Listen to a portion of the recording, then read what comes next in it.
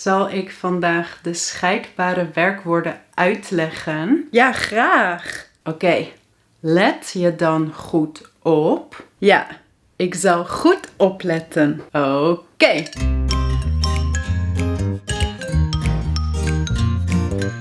Dag allemaal, Dutchies to be. Vandaag een video over scheidbare werkwoorden, separable verbs. Velen van jullie hebben mij namelijk gevraagd of ik hierover een video zou kunnen maken. Ja, natuurlijk. In deze video laat ik jullie zien 1. Waaraan je een scheidbaar werkwoord kunt herkennen. En 2. Hoe je het moet vervoegen. En dat doen we in hoofdzinnen, bijzinnen en in alle tijden. In deze video geef ik alleen een aantal voorbeelden, maar je kunt meer voorbeelden vinden en ook een aantal oefeningen vinden op mijn Patreon website.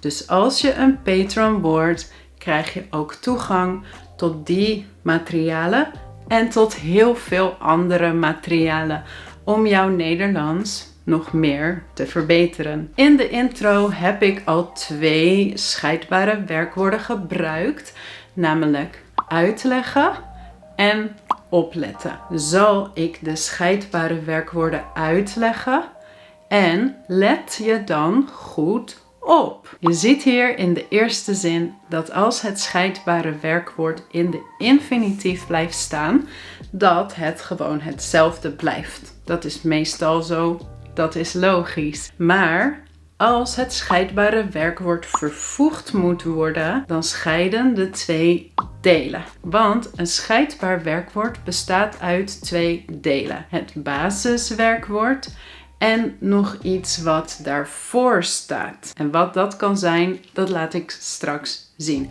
Maar deze scheiden en daarom heet het een scheidbaar werkwoord. Nou eerst, waaraan kun je een scheidbaar werkwoord nou herkennen? Zoals ik al zei, een scheidbaar werkwoord bestaat uit 2 delen. Het basisdeel, het werkwoord en iets wat daarvoor staat. Bijvoorbeeld een prepositie. Het eerste deel kan ook een bijwoord of bijvoeglijk naamwoord zijn of een zelfstandig naamwoord zijn. Bijvoorbeeld schoonmaken. Schoon is een bijwoord of bijvoeglijk naamwoord. Maken. Ik maak mijn keuken schoon. Of ademhalen. Taking a breath. Breathing. Adem is een zelfstandig naamwoord. Ik haal adem.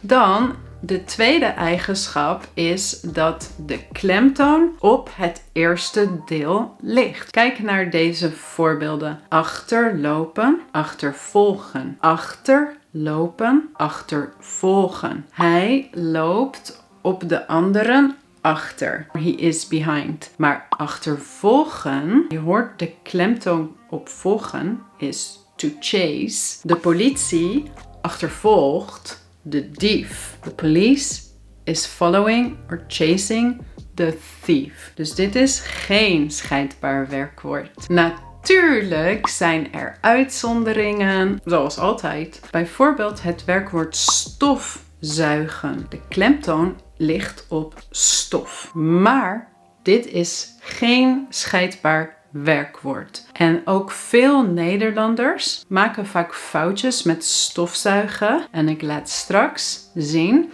wat voor foutjes Nederlanders ook vaak maken met dit werkwoord. Dan nu, hoe vervoeg je een scheidbaar werkwoord? We gaan van makkelijk naar moeilijk. De makkelijkste is als het scheidbare werkwoord in de infinitief blijft staan. Want dan is het meestal gewoon aan elkaar en er gebeurt helemaal niks mee. We gaan steeds zinnen maken met 3 werkwoorden. Afwassen, klaarmaken en terugbellen. Oké, met de infinitieven. Ik ga de borden afwassen. Dus afwassen blijft aan elkaar.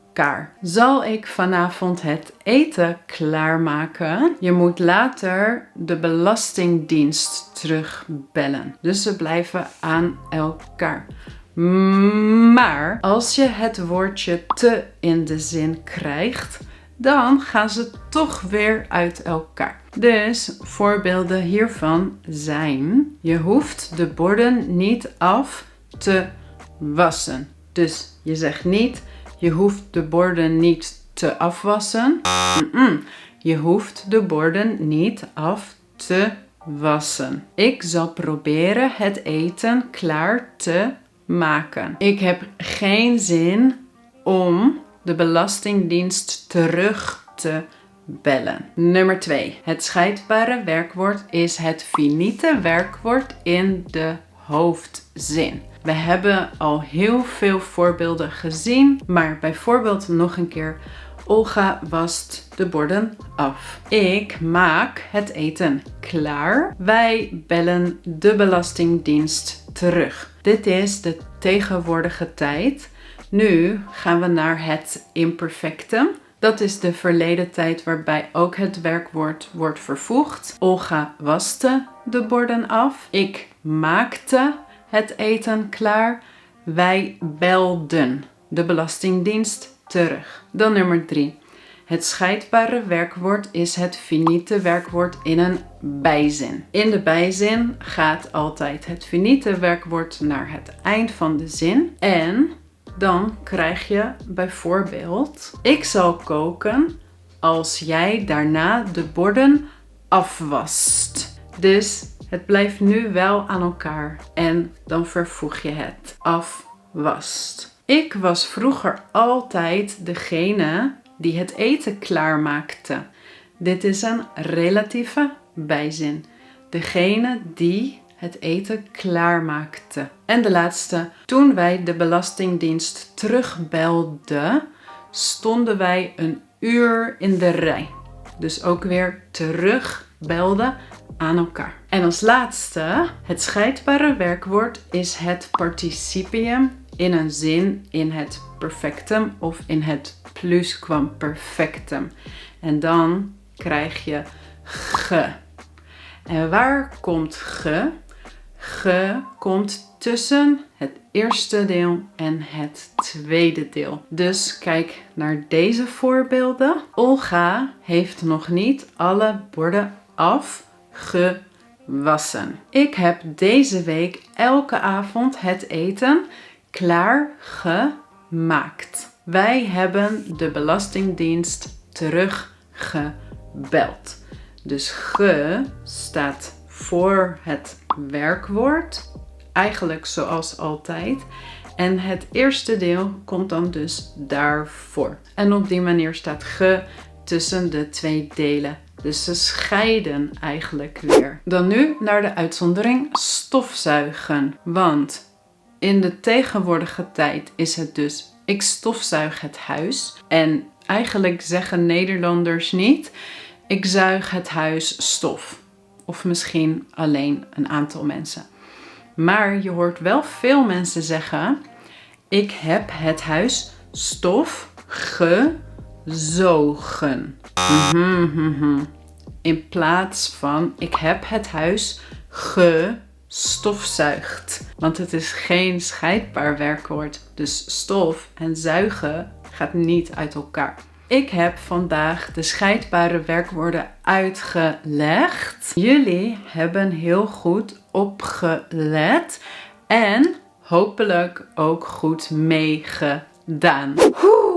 Nou, ik ben best aan het zweten, maar dat is ook omdat er een hittegolf is. Dus niet alleen vanwege al deze theorie, maar het is gewoon sowieso heel heet. Als je dus meer wilt oefenen met scheidbare werkwoorden, dan kun je naar mijn Patreon website gaan.